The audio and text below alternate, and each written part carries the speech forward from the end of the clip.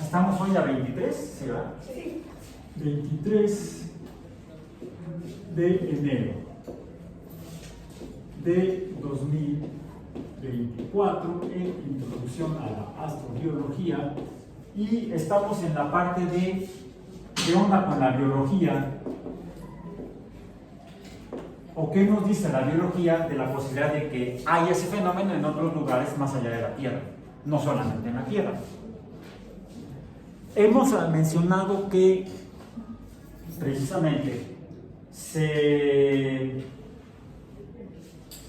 debe partir de lo que sabemos de qué depende la formación de seres vivos, y depende de cómo son los seres vivos que conocemos. El caso, el estudio de caso, ya ven que una forma de investigar es haciendo estudios de caso. Conocemos un caso de vida en el universo, se llama planeta Tierra, y conocemos lo básico en la física, en la química, o de lo básico de la física y de la química que permite la formación de esa forma de materia llamada vida. La vida finalmente es una forma de materia. La vida es una forma de materia que se distingue de la materia inanimada. Tenemos por acá la materia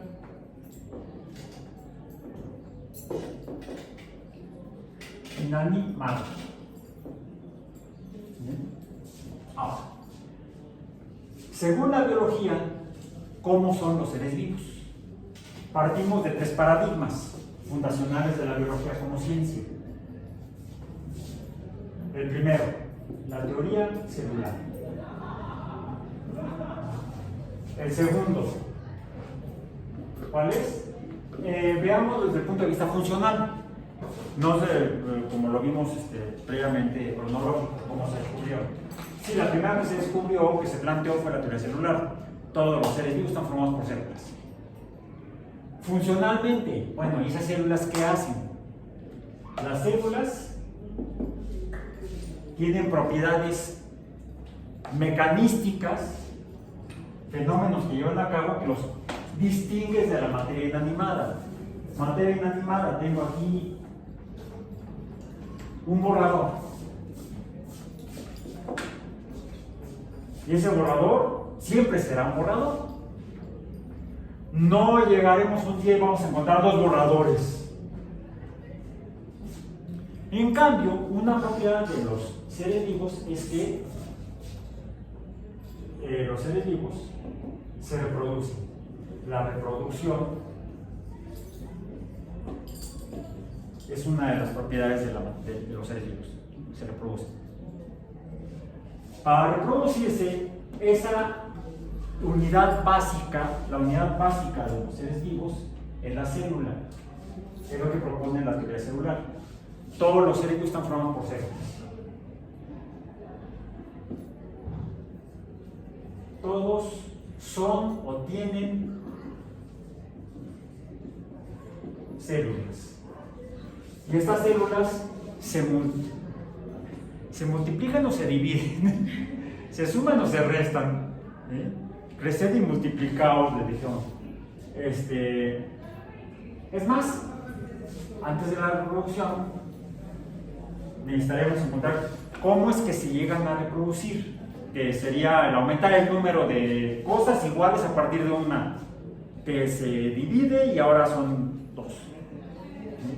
Entonces no hablamos de la división como matemática, sino de la división como algo que se parte en dos, pero se sigue partiendo luego de dos, cada uno se parte en dos, y de esos cada uno se parte en dos, y entonces tenemos una progresión de ese fenómeno que se llama reproducción. ¿Pero por qué se da la reproducción?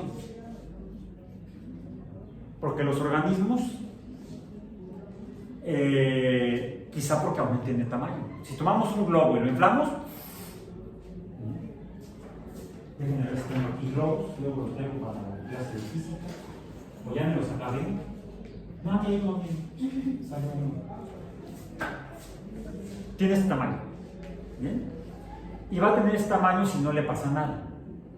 En cambio, si le pongo aire, si algo le entra, no, ya no, porque está ponchado. Así tiene, a ver si acaso tengo por ahí. Si no, nada más a ver, seguimos hablando con los ejemplos de manera verbal. Sí, no, ya no más por trabajar. El caso es que aumenta de tamaño hasta que llega a un límite donde ya no puede aumentar más su tamaño. ¿Qué sucede con los seres vivos a partir de las células? Las células pueden crecer, pueden aumentar su tamaño hasta un límite físico que depende de qué estén hechas, y la única manera en la que pueda aumentar es partiéndose en dos, que sean funcionales, no que se partió en dos y se rompió y ya no funciona. Debe seguir con las funciones de la cosa que está viva, ¿sí? En cambio, una roca, un algo que se parta, pues, no va a aumentar el tamaño de la roca, una roca que se parta en dos. En cambio, las células, cada célula que se obtiene de una que se parte en dos, vuelve a aumentar su tamaño. Entonces, tendríamos otro fenómeno que sería el crecimiento. Pero tampoco lo voy a escribir ahorita, ya borré la reproducción y no voy a escribir el crecimiento. ¿Por qué? Para que crezca, ¿qué se requería? ¿Qué estaba ya intentando hacer en el globo que no se pudo porque tiene por ahí un orificio? Se le sale el aire que le metió. Tiene que entrarle algo. Tiene que entrarle materia por lo menos, y si no, también energía. Todo lo que existe en el universo, todo lo que existe en el universo, en la materia inanimada, está formado por materia y energía. Y estas son transformables una en la otra. La energía se transforma en materia, la materia se transforma en energía. Y eso pasa en la materia inanimada. ¿Sí? Un gas como metano puede interactuar con oxígeno, y entonces, ¿qué sucede? Vamos a poner CH4 más O2. ¿Pasa algo? ¿Puede pasar algo? ¿Qué puede pasar? Que se una el carbono al es más, tenían que ser dos de estos. No, una sola, un solo carbono, un solo metano con dos oxígenos. Pues se puede formar CO2 y quedaría el hidrógeno. Es más, necesitamos a colocar aquí más N oxígenos, y entonces se puede formar también. Pero además, ¿esto cómo sucede? Hay algo más que pase cuando se juntan estas dos cosas que son inanimadas, materia. ¿Algo más que pase?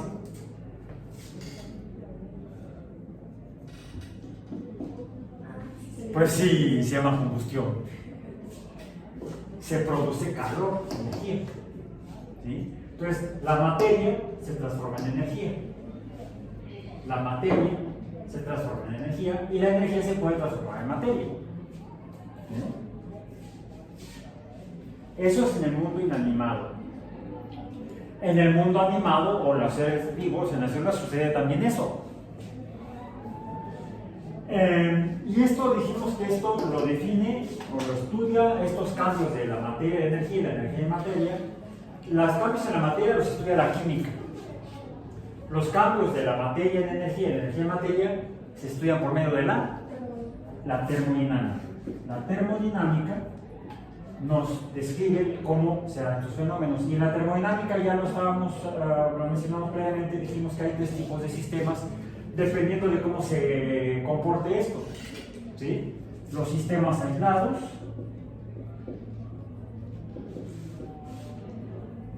los sistemas cerrados y los sistemas abiertos. Puede resultar que los seres vivos, la vida, descritos por la termodinámica corresponden a sistemas abiertos. Los sistemas vivos no son sistemas cerrados, no son sistemas aislados, son sistemas termodinámicamente abiertos. Es decir, les entra materia y les entra energía. Sale de ellos materia y sale de ellos energía. Entonces, para que aumente el tamaño y se tenga que reproducir, tiene que tomar materia. Y entonces, los sistemas vivos, los seres vivos,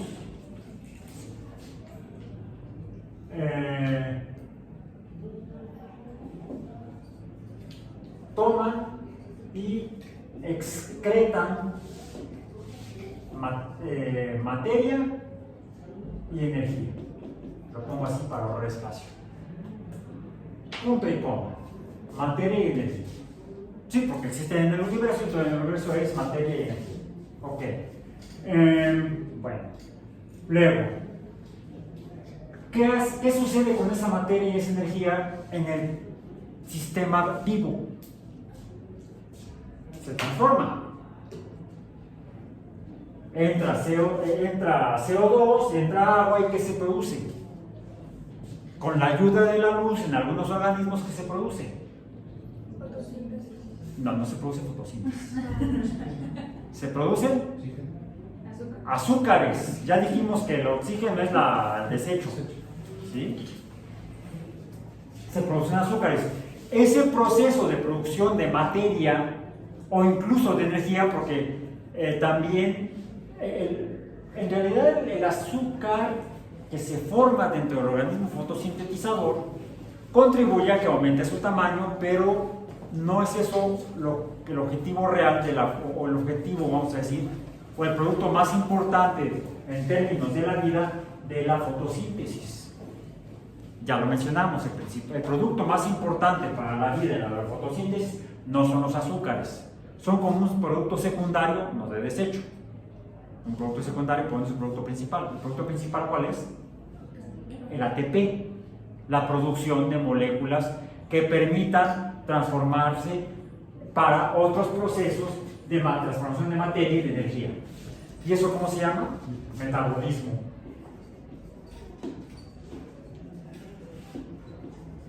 Entonces, los seres vivos toman y sacan materia y energía.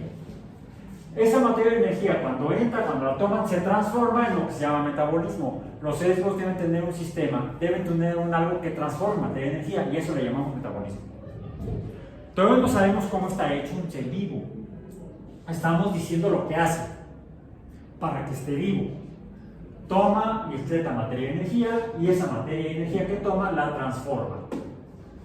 Esto tiene una consecuencia. Crecen, presentan crecimiento. Y el crecimiento da lugar a la reproducción.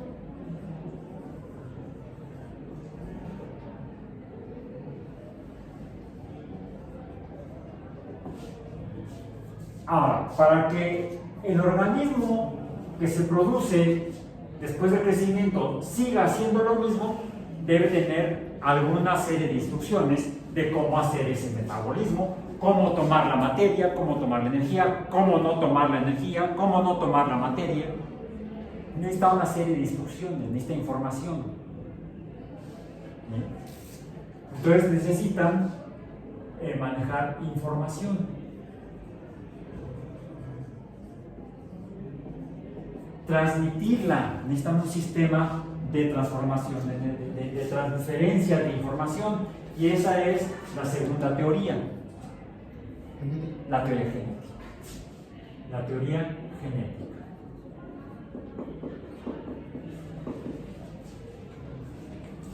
Los seres vivos transmiten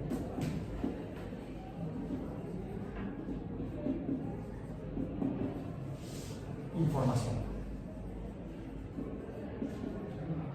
Y esta información cambia en el tiempo. No intencionalmente, es circunstancial y es accidentalmente. Y eso hace que entonces las formas en las que se hace esto puedan ir cambiando en el tiempo. de maneras diversas, aumenta la diversidad de formas de vida. Y esa es la que da lugar al tercer paradigma de la biología, que es la teoría de la evolución o evolutiva. Que esta lo que produce es diversidad.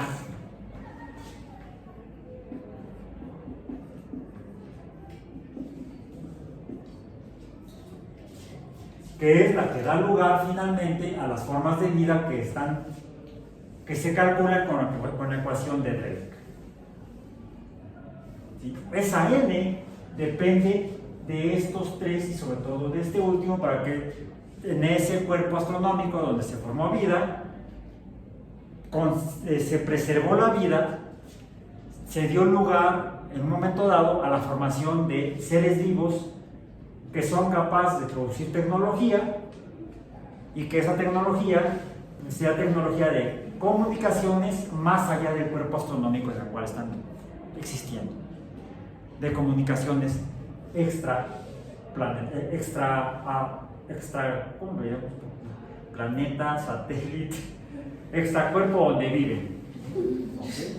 No existe una palabra, tendríamos que acuñarla. Bueno, ok. Ahora, esto es la base. Son 1, 2, 3, 4, 5. Me faltó una sexta. Hay una sexta característica de los seres vivos que nos permite saber que efectivamente están vivos. Y realmente no solamente depende de estas 5 características, sino que son bueno, sería incluso una consecuencia de que desarrolle la tecnología para comunicarse y espera una respuesta. O alguien te llama y te dices, ¿mandé? ¿Cómo se llama? La excitabilidad. Son excitables. ¿Algunos le dicen respuesta al estímulo? ¿Mande? ¿Algunos le dicen respuesta al estímulo? Sí. Que no es lo mismo que la respuesta al estrés. La respuesta al estrés es un mecanismo químico, meramente, con consecuencias biológicas. Pero no es solamente el estrés. De hecho, por ejemplo, es la que da lugar a la comunicación. Que serían la información se maneja a 2 niveles: la información interna para el funcionamiento y la reproducción, y la información hacia el exterior para que esta diversidad se pueda seguir comunicando, incluso entre individuos de una misma especie, o incluso entre individuos de especies diferentes. Okay. Pero estos son solamente las características de las que dependen intrínsecamente los seres vivos como entes biológicos dentro de sí. Estos existen, ya dijimos, estos van a terminar existiendo en cuerpos astronómicos.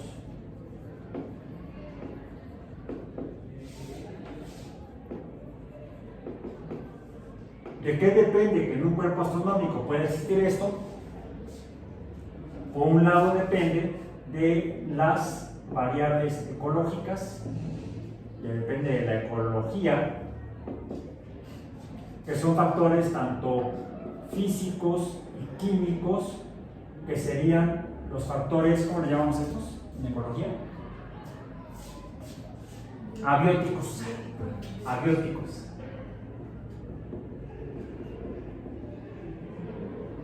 Y una vez que existen organismos, pues también están los factores bióticos.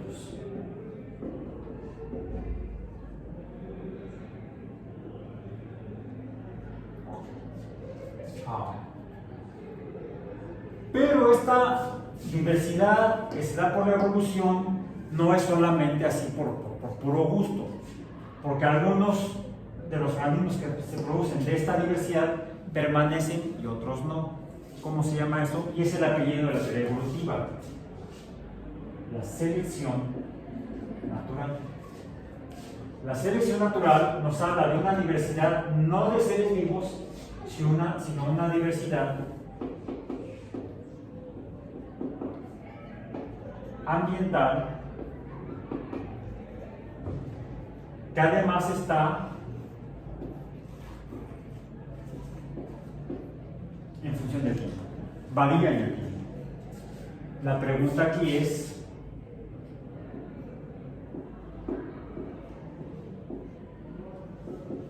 Como aquí se dan dos preguntas, una es por qué y la otra es cómo.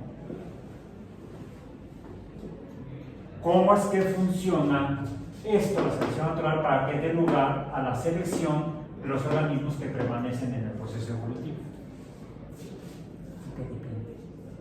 Y eso ya no son factores.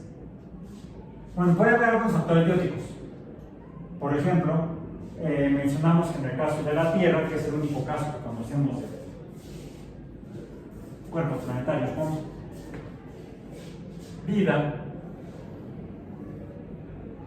Esto sería la Tierra, vamos a imaginarnos que la Tierra, este es el Ecuador, está aquí los trópicos, ya dijimos que la vida existe en esta región, principalmente, hay un poco menos en los polos, pero ¿esto cómo se formó? ¿Cómo se formó? Esto tiene que estar ¿dónde? En la zona habitable, que es donde haya agua líquida en función de la temperatura. ¿Sí? Inicialmente, solo la temperatura. Y esto parecería que a su vez está en función del radio orbital alrededor del Sol. ¿Cómo sabemos cómo se formó la Tierra? Necesitaríamos determinar la antigüedad del material más antiguo que hay en la Tierra y cómo es ese material. El problema es que en el caso de la Tierra, el material más antiguo que se ha encontrado, tiene una antigüedad, aproximadamente la antigüedad del material obtenido en la Tierra es de aproximadamente 3.800 millones de años, megaaños. Entonces alguien diría, bueno, la antigüedad de la Tierra es 3.800 millones de años. ¿Sí o no? ¿Dónde se formó la Tierra? Aproximadamente decíamos que la zona habitable, diríamos que está en el orden de, ¿cuánto dijimos? De 100, de los 100, ¿sí? El radio orbital estaría en el orden de los 100 a los 200 millones de kilómetros de radio orbital. O sea, entre Venus y Marte. La Tierra está aquí en medio a 150. Bien. Quizá un poquito más allá, quizá un poquito más hacia el otro lado. Sería bueno entonces tener materiales no solamente obtenibles de la Tierra, sino de otras regiones que estén en este intervalo. ¿Qué otros materiales hay orbitando alrededor del Sol en este intervalo, quizá un poquito más allá de los 200 y un poquito menos de los 100 millones de kilómetros desde el Sol? Los satélites naturales. Bueno, La Luna, como la Luna, podríamos decir, tenemos acá, voy a poner mejor con negro, tenemos orbitando alrededor de la Tierra, tiene aquí mares, y tiene mares por acá, y tiene por acá, y tiene un montón de cráteres. A la Luna, la cual está a 384.000 kilómetros de la Tierra. O sea, está en este intervalo, está a 150 millones de kilómetros del Sol. Y efectivamente, cuando se enviaron las misiones espaciales a la Luna, las misiones tanto robóticas como tripuladas, que trajeron material de la Luna a la Tierra, se fecharon en aproximadamente 4.000 millones de años. El material de la Luna. ¿Y cómo le hacen para saber qué tanto tiempo hace? La antigüedad. Ah, muy buena pregunta, no lo habíamos dicho. Esto se obtiene mediante las técnicas de determinación de proporción de isótopos, es decir, átomos de elementos químicos, del mismo elemento químico, pero de diferente peso o masa molecular. ¿Sí?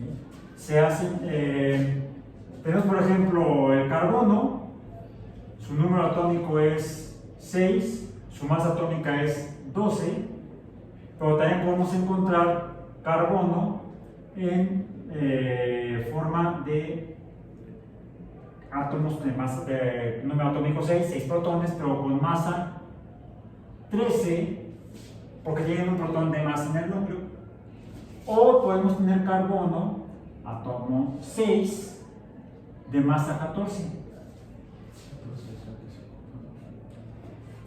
¿Por qué? Porque estos tienen un protón más en el núcleo que el carbono 12 y estos tienen 2 protones más que el carbono 12. 2 neutrones, no protones, 2 neutrones más. El número de protones nos dice qué elemento químico es. El carbono tiene 6 protones y tiene 6 neutrones que mantienen a los protones juntos en el núcleo, si no se separarían, ¿sí? Por repulsión electrostática, cargas iguales se repelen. ¿Cómo lo es que podemos tener átomos que tengan muchas cargas positivas juntas en el núcleo? Pues hay algo que los mantenga pegados, sí se llaman gluones, que son los que forman a los neutrones.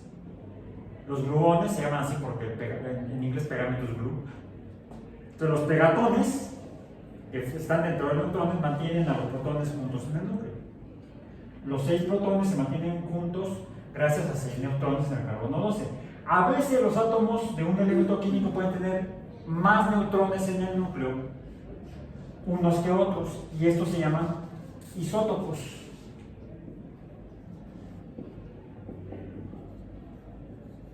Solo que estos neutrones de más como que se caen, se despegan del núcleo con el tiempo, y es un tiempo constante. Esto se ha estudiado desde que se estudió la investigación para hacer la bomba atómica. Y se tiene medido el tiempo que tarda el carbono 14 en perder un neutrón y transformarse en carbono 13, y el tiempo que tarda en perder otro neutrón y transformarse en carbono 12, por ejemplo. El hidrógeno también, el hidrógeno lo podemos encontrar como H1, número atómico 1, masa 1, o como hidrógeno, número atómico 1, masa 2, o hidrógeno, número atómico 1, masa 3. Este se llama hidrógeno, este isótopo se llama deuterio por el 2, y este se llama tritio por 3 protones. Masa 3, un protón y 2 neutrones. Aquí será un protón y un neutrón, y aquí es un protón solito. Y también se da ese fenómeno de pérdida de neutrones o transformación de los isótopos pesados en isótopos más ligeros, y sucede con todos los elementos químicos naturales de la tabla periódica. ¿Vale? El tiempo que tardan en perder los neutrones es lo que se llama la vida media de existencia del isótopo. Y cuando pierden los neutrones, todas estas partículas equivalen a energía. ¿Sí? Podemos medir esta energía cuando sale de cada isótopo para transformarse del pesado al más ligero. Y esto la forma de energía es de la que se llama energía radioactiva o radiación nuclear, porque sale del núcleo. ¿Bien? Es lo que se llama decaimiento radioactivo. Decae el número de masa de un isótopo a otro, o decaimiento isotópico, o emisión radioactiva de isótopos que emiten esa energía, o emisión o isótopos radioactivos. Esto se mide, y en función de cuánto se emite se puede saber cuántos isótopos había. La proporción que hay de uno, de otro, el más abundante es el más liviano, el menos abundante es el más pesado. Mientras menos pesados haya, quiere decir que una muestra de materia que tenga ese elemento químico tiene más tiempo, y el tiempo es constante conforme los va perdiendo. Es el tiempo de decaimiento radioactivo. Midiendo la proporción de isótopos en una muestra de material, se puede hacer con cualquiera de los elementos químicos naturales existentes en la naturaleza. En el caso de los meteoritos y los materiales minerales, se hace, por ejemplo, midiendo plomo, porque el plomo también existe en formas pesadas y livianas en cuanto a la masa atómica, y mientras menos plomo pesado haya en una muestra, quiere decir que tiene más tiempo de haberse formado esa materia. Es así como se determina la antigüedad del material que se obtenga, ya sea de la Tierra, de la Luna o de, ¿qué está más allá de Marte? Los asteroides. Algunos de los cuales, bueno, todos estos están orbitando alrededor del Sol, a más de 200 millones de kilómetros del Sol, pero sus órbitas pueden ser muy excéntricas y a veces se cruzan con la atmósfera, o sea, con la órbita de la Luna alrededor de la Tierra, y entonces y se produce aquí un nuevo cráter. O a veces algún asteroide se atraviesa en la órbita de la Tierra y cae en allí, o cae en Australia, o cae en el Polo Sur, o cae en la cochera de un carro en Michigan. Es más, ya ven que allá pasa todo, ¿no? En Estados Unidos. Hay hasta un caso de una mujer a la que le cayó un pedazo de meteorito, de un asteroide, que llegó a su casa y le golpeó la cadera. Fue al hospital, atacada por un asteroide. No, se cruzó la órbita del asteroide con la casa de la señora, y exactamente en el sillón en el que estaba ella. Es así como se puede determinar la antigüedad de las rocas más antiguas en la Tierra, la antigüedad de las rocas más antiguas en la superficie lunar. Para eso fueron los astronautas finalmente a la Luna, no solamente a plantar la bandera norteamericana y decir somos mejores que los soviéticos, sino a obtener material para poder estudiar la geología lunar, pero también la antigüedad del sistema Tierra-Luna. Ya se vio que era más antiguo que la Tierra en materia de la Luna que en la Tierra. Voy a preguntarse por qué. Finalmente, las muestras de meteoritos producto de asteroides que se han atravesado con la Tierra y han colisionado con la Tierra permitieron finalmente determinar la antigüedad del sistema solar en cuanto a cuerpos astronómicos, no del Sol, sino de los cuerpos que al menos se formaron en la zona habitable, como la Tierra, la Luna y los asteroides, que es de aproximadamente, varían un poco según las muestras, pero están en el orden de los 4.500 millones de años. Y hay un episodio de Cosmos de 2014 donde se narra esta historia. Como Clyde Tombaugh fue el descubridor de Plutón. Claire Patterson, un químico que había participado en el proyecto Manhattan, finalmente fue contratado para estudiar la antigüedad de muestras de meteoritos que habían caído en la Tierra, producto de asteroides orbitando el sistema solar, y que se habían atravesado sus órbitas con las de la Tierra y habían llegado a la Tierra. Y esto permitieron determinar la antigüedad de al menos los objetos en esta región del sistema solar. 4.500 millones de años tiene aproximadamente de existencia la Tierra. Ahora, ¿por qué las rocas más antiguas en la Tierra tienen menor antigüedad que las de los asteroides? No sabemos muestrar bien o por qué. Toda esta investigación se empezó a hacer después de la Segunda Guerra Mundial. Fue Claire Patterson, fue investigadora ahí. Esta investigación se hizo entre 1950 y 1960 y algo, vamos a ponerle 60. ¿Ok? En este cuando Claire Patterson llevó a cabo la investigación para determinar la antigüedad de la Tierra, entre comillas. No, pero eso con meteoritos. Ahora, ¿cómo sabemos que esto es cierto y cómo se formaban a partir de que estos asteroides, la Luna, la Tierra, Marte, los planetas se formaban a partir de material polvo que orbitaba alrededor del Sol una vez ya formada la estrella? Porque si uno hace la investigación isotópica de los meteoritos, determina la antigüedad. Si en lugar de usar la medición de isótopos, tomas un meteorito, lo cortas y lo ves a un microscopio, vas a ver que está formado por muchos pedazos más pequeños de material. Como si alguien hubiera agarrado arena, grava y los hubiera pegado con cemento, vamos a decir.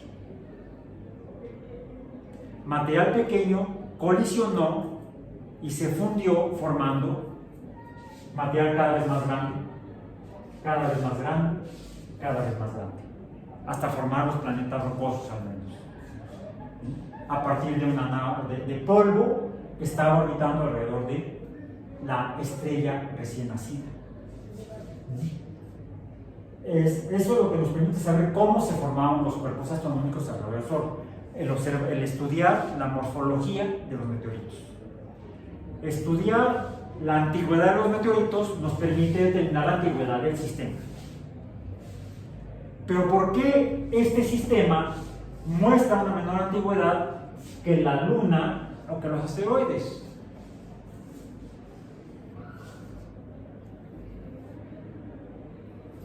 Estas fechas son importantes.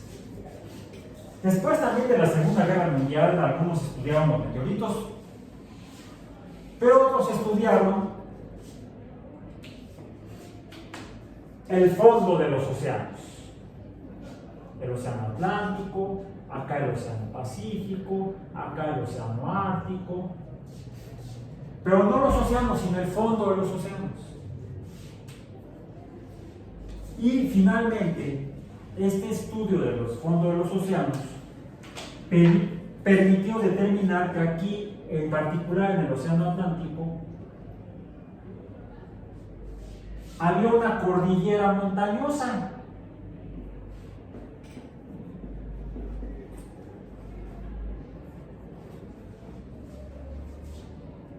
Y no solamente aquí, había otra cordillera montañosa, pero esa era terrestre, acá en Sudamérica, y otra por acá con volcanes en Norteamérica.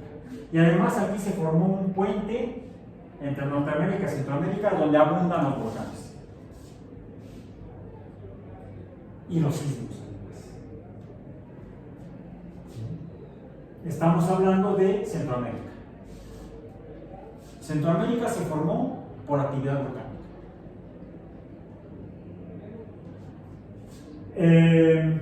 Es decir, la actividad volcánica da lugar a masas de tierra. Las islas hawaianas son de origen volcánico también.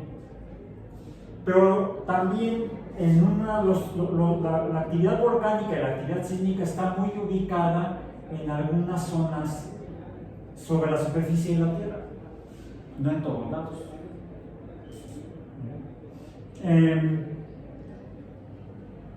Y además aquí tenemos, por aquí tendríamos, aquí sí es el Ecuador, por acá tenemos esto así, un continente llamado África.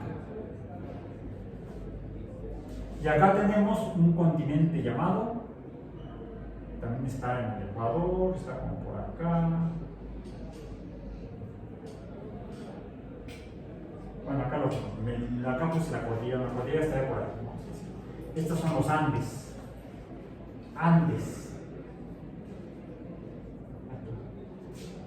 La cordillera andina. ¿Qué se observa aquí y qué se observa acá? Entre África y Sudamérica. Que la costa este de Sudamérica tiene una forma parecida a la costa oeste de África. Ya en el siglo XIX, finales del siglo XIX, un geógrafo propuso, en la segunda mitad del siglo XIX, un geógrafo propuso que esto y esto habían estado juntos. Le dijeron, están locos. yo no siento que la Tierra se mueva. O sea, sí hay temblores, pero ¿cómo se van a mover los continentes? Semejantes masas de tierra sobre la Tierra. Nadie le creyó. Otro geógrafo, después de la Primera Guerra Mundial, revisó esos textos del siglo anterior, del siglo XIX, y los tomó y se puso a investigar. Alfred Wegener se llamaba. Y propuso que, sí, efectivamente, África y Sudamérica habían estado unidas de alguna manera. Lo tildaron de loco. Finalmente, después de la Segunda Guerra Mundial, estudios de batimetría, que es el estudio del fondo de los cuerpos de agua, permitieron obtener mapas del fondo oceánico y mostraron no solamente cordilleras montañosas, sino dentro de esas cordilleras montañosas grandes cañones donde se había detectado además actividad sísmica. Y esa correspondía a la forma de los continentes y de algunas otras regiones. Se dieron cuenta a través de estos mapas que la corteza terrestre está fracturada. Es decir, la superficie de la Tierra no es un continuo. La de la Luna tiene hoyos, grandes manchones, pero no se ven ese tipo de grietas que hay en la corteza terrestre. Se llaman fallas que están separando a las placas tectónicas.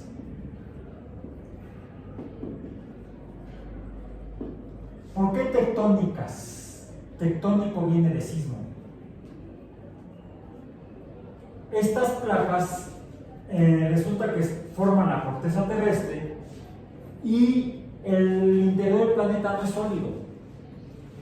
La medición de la dirección que toman las ondas que se producen cuando hay sismos, si ponemos un sismógrafo en África y ponemos un sismógrafo en Sudamérica y medimos un sismo que se produjo en Italia, por acá, las ondas viajan tanto hacia Sudamérica como a África, y si ponemos otro sismógrafo del otro lado de la Tierra, en Australia, vamos a decir, pues las ondas sísmicas van a viajar tanto por la superficie como a través del cuerpo de la Tierra y se desvían diferente dependiendo de la densidad del material.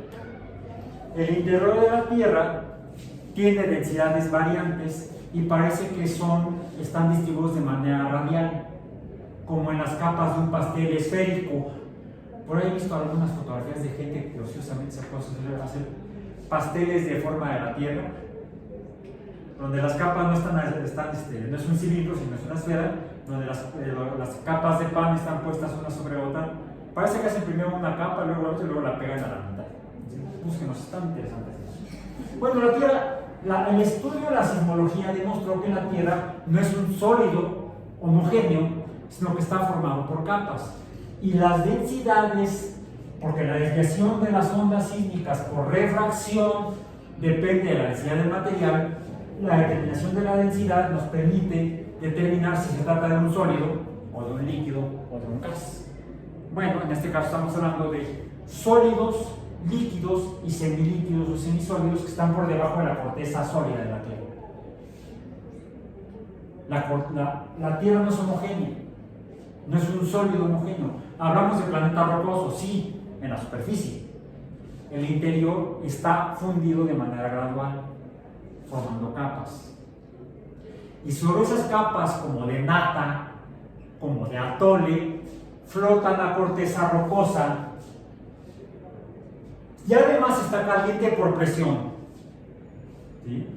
Al aumentar la presión es proporcional a la temperatura. Aumenta la presión, aumenta la temperatura. Disminuye la presión, disminuye la temperatura. Al aumentar la presión, ¿esta por qué aumenta? Esta aumenta porque está en función de la fuerza de gravedad. A mayor masa, mayor presión, mayor fuerza gravitacional, mayor fuerza, mayor presión. ¿Sí? Entonces, la masa de la Tierra es suficiente para presionar el material interno, aumentar su temperatura a grado tal que de esto depende, de la temperatura depende el estado de agregación de la materia. Por ejemplo, que se trate de líquidos o semilíquidos. Y sobre este semilíquido flota la corteza terrestre y en un momento dado, no desde que se formó la Tierra, sino varios millones de años después, la corteza, por estar flotando en este material que está caliente. ¿Qué pasa cuando algo está caliente? Por ejemplo, ustedes ponen una olla con agua para preparar sopa en una hornilla en la estufa. Prenden la hornilla y se empieza a calentar el agua. ¿Dónde se calienta? Pues abajo, donde está la flama. Y arriba está frío. ¿Qué sucede? Pues que al aumentar la temperatura del agua que está en contacto con la más cercana al fuego, se calienta y hay otra cantidad que depende de la temperatura. Al aumentar la temperatura, aumenta el volumen. Al aumentar el volumen, se hace menos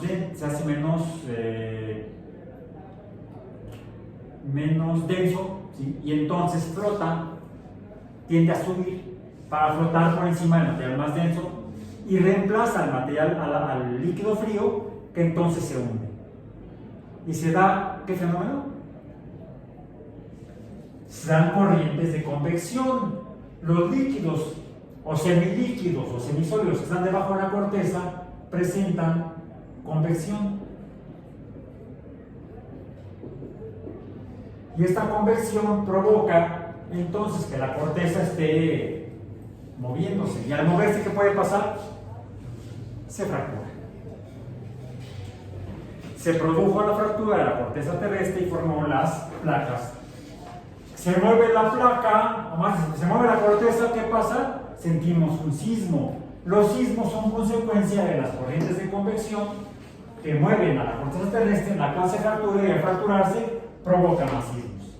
Como las placas, cada una que se formaban por la fractura, cada una se mueve dependiendo de la convección debajo de ella, en términos gruesos estoy hablando de este fenómeno, provoca más sismos. La actividad sísmica, las causas de la actividad sísmica no se tenían claras antes de la década del 60, antes de 1964, cuando finalmente se publicó la teoría de tectónica de placas.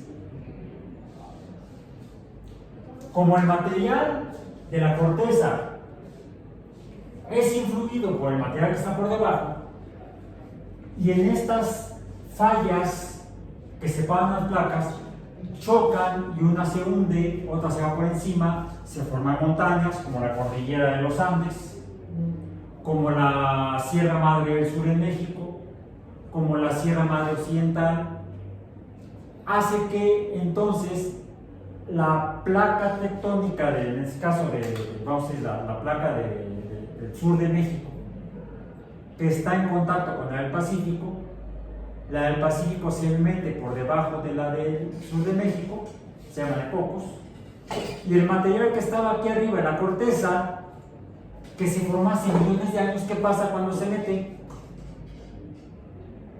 Se funde. Y además ya no está presente aquí para que lleguen los geólogos, tomen la muestra, eliminen la antigüedad, y la antigüedad que medimos es una antigüedad menor. Porque quizá lo que están viendo es material que salió después por convección. Por eso es que en la superficie de la Tierra no encontramos un material tan antiguo como en los asteroides. Se renueva. La corteza terrestre se renueva. La corteza terrestre ha evolucionado. Además, el hecho de que la Tierra, junto con la Luna y junto con el sistema solar, orbite alrededor de la galaxia, hace que pase a través de diferentes regiones de la galaxia donde puede haber mayor cantidad de gases y polvo en el espacio entre las estrellas. Y si entre la Tierra y el Sol de repente se atraviesa, y eso ya lo hemos mencionado previamente, polvo cósmico, polvo, va a reducir la cantidad de radiación solar que llega a la Tierra y puede provocar que entonces disminuya la temperatura en la superficie terrestre. Y la temperatura en la Tierra se ha variado en el término de miles de millones de años, quizá de cientos de millones de años. Y es lo que se conocen como los ciclos de Milankovitch. Esta evolución biológica, esta generación de diversidad depende de las modificaciones en la información, pero también cómo, con base en esta información, pueden o no llevar a cabo su metabolismo los seres vivos, dependiendo de cómo cambien las condiciones ambientales, la selección natural, debido tanto a fenómenos geológicos como la tectónica de placas, y que las placas se separen formando continentes separados, lo que da lugar a ambientes nuevos en los cuales algunos organismos sobrevivirán y otros no. Eso es lo que provoca la selección de especies y la especiación. Las mutaciones o cambios en la información son seleccionados por los cambios ambientales cuando los continentes se separan, por ejemplo. Uno se va al norte, otro se va al sur, uno se queda en el Ecuador hace mucho calor, la que se fue al sur se hizo más fría. Había dinosaurios en lo que es el continente antártico hace 100 millones de años. Pero el continente antártico se separó de África y de Sudamérica y se fue hacia el sur. Disminuyó la temperatura, los dinosaurios se murieron de frío, si no es que por el meteorito. Y eso es lo que provoca que, aún en un cuerpo en el que surge vida, la vida pueda ir cambiando. Esto podría ser un fenómeno que pudiera existir en otros cuerpos astronómicos donde formara vida, siempre que exista evolución planetaria o satelital dependiente de fenómenos intrínsecos de tipo geológico, porque, por ejemplo, no se ha identificado actividad de placas tectónicas de este tipo, no se han identificado placas tectónicas en la superficie de Marte ni de Venus, aunque en Venus sí se ha identificado actividad volcánica. Revisen los documentos que tenemos en el sitio web para que complementen la información de cómo serían los dos planetas que están en la región de la zona habitable hasta la punta conocida. En el caso de los satélites, lo revisaremos posteriormente. ¿Tendrán o no Europa, Ganímedes, Calisto, Enceladus, Titán algo parecido a la tectónica de placas? Serán influidas por los fenómenos del ciclo de Milankovitch, los estelares o los astronómicos, fenómenos astronómicos. Pero fenómenos de tipo geológico existirán en esos cuerpos, lo vemos en la próxima sesión. Por hoy terminamos.